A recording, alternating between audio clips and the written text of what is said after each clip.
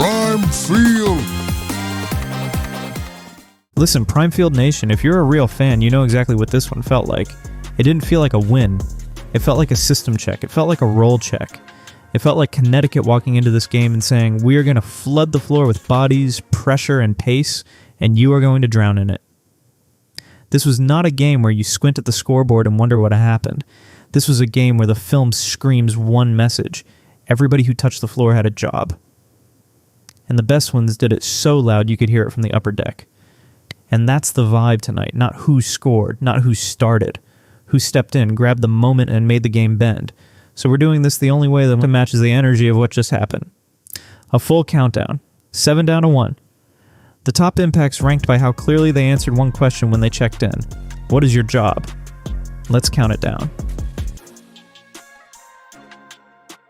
Number 7, Blanca Kenyonz. The minutes were there, the answer wasn't. And listen, this is not about effort. The effort showed up. You saw her flying into passing lanes. You saw hands on the ball. You saw her trying to keep the engine running, but this game was a flood. Everything was fast. Everything was violent on the ball. And in that environment, you cannot be two different players on two different possessions. There were moments she looked like a connector, trying to move it quickly. And then the ball gets loose. There were moments she looked like a spacer. And then the shot doesn't punish the defense. And when that happens, the defense starts cheating. They start shrinking. They start sitting in the driving lanes like they paid rent there. Her best flashes were defensive. Quick hands, anticipation, that instant jump the route mentality. But offensively, the possessions didn't have one clean identity. That's what this game exposed.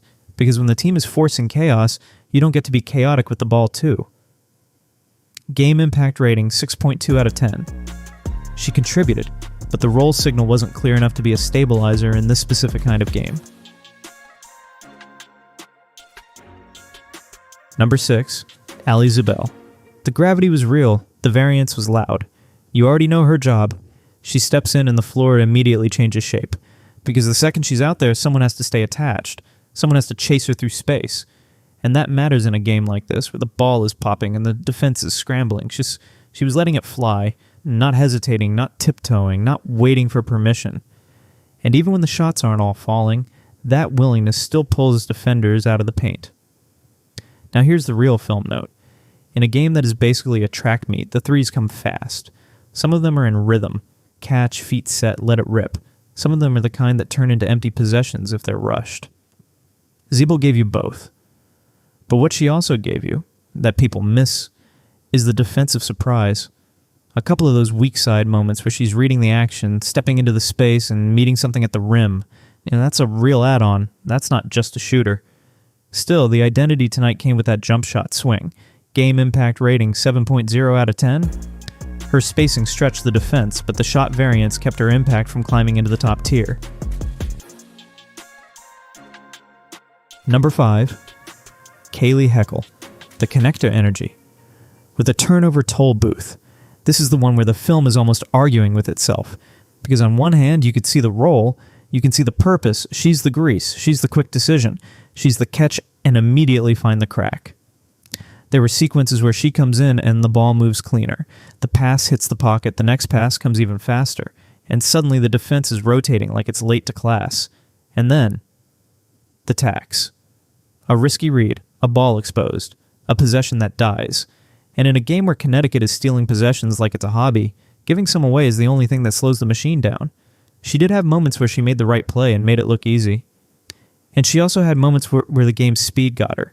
That's the story tonight. Clear roll, mixed execution. Game impact rating 7.4 out of 10. She kept the offense connected, but the ball security toll kept her from a higher tier. Defense. This was defense that changes the laws of the game. Passing lanes were booby-trapped. Dribbles were hunted. Every catch felt like it came with a timer. And here's why it matters for our countdown. Because when your defense is forcing turnovers at that volume, the game stops being a slow chess match. It becomes a sprint. It becomes a survival drill. And that kind of game doesn't just help everybody evenly. It amplifies the roles that thrive in chaos. It makes the rebounders look like monsters. It makes the stoppers look like nightmares. It makes instant offense look unstoppable because the defense can't set its feet. The entire bench performance tonight is sitting on top of that wave. That wave was the story. The pressure didn't just defend, it rewired the game into Connecticut's preferred speed and space.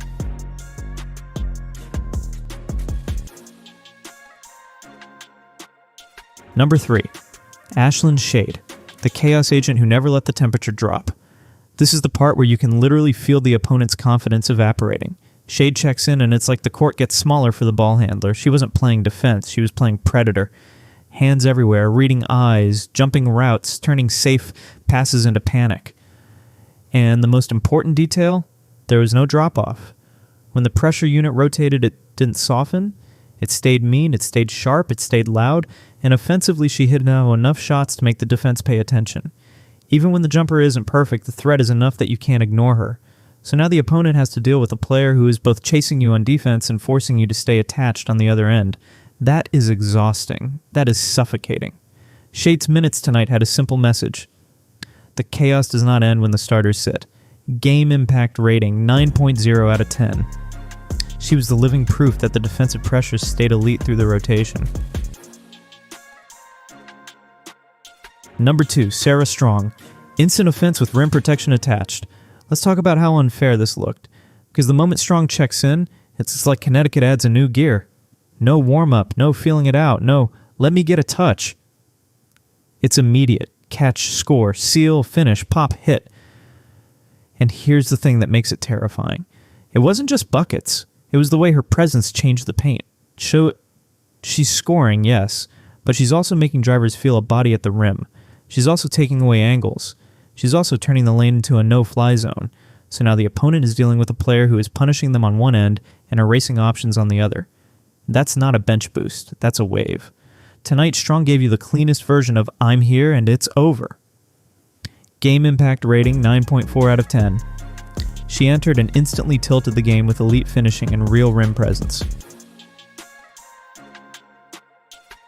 Number 1, Jana El Alfy, the rebounder who turned possessions into property. Silence for a second, because this was a takeover that doesn't need a single play call. El Alfy came in and made the glass hers. Not contested, not 50-50. Hers. Defensive board, gone. Offensive board, snatched. Second chance, erased. Yep. Extra possession created. Yep. This wasn't one big rebound. This was a constant drumbeat. Every time Providence missed, and they missed a lot, El Alfy was there, sealing it, ending it, closing the door. And every time Connecticut missed, she was the one saying, nope, we're keeping this possession. And the part that makes it tier S tonight, she didn't try to be anything else. No forced touches, no risky passes, no wandering outside the job. Just pure paint work. Hands, timing, positioning, motor. In a game where the defense created chaos, she did the stabilizer thing you only notice if you're really watching. She finished possessions. Over and over. That's how you make a blowout feel inevitable. Game impact rating, 9.7 out of 10. She owned the glass so completely that Providence could not manufacture extra chances, and Connecticut kept recycling possessions until the game broke. So thrive in chaos, become unstoppable. El Alfy tells you, if the pace gets wild, Connecticut can still control the possession battle. Shade tells you, the pressure doesn't have to dip when the rotation shifts. Strong tells you, if the offense ever stalls, there's an immediate answer sitting right there. And then you've got the middle lanes of the bench, the connector minutes and the spacer minutes, where the next step is obvious. Clean up the giveaways. Turn gravity into clean, efficient possessions. Because in tighter games, those are the moments that swing the margin. But tonight was a statement, a role statement, a pressure statement, we can beat you in more ways than one statement. Now I want to hear from you. What was the single moment in this game that made you say, okay, it's over? Was it the steal that turned into a runway layup? Was it Strong checking in and scoring like she'd been in rhythm all day? Or was it El Alfy snatching another offensive board like Providence wasn't even allowed to jump? Drop your moment in the comments. And don't be polite. I want the exact play. Prime Field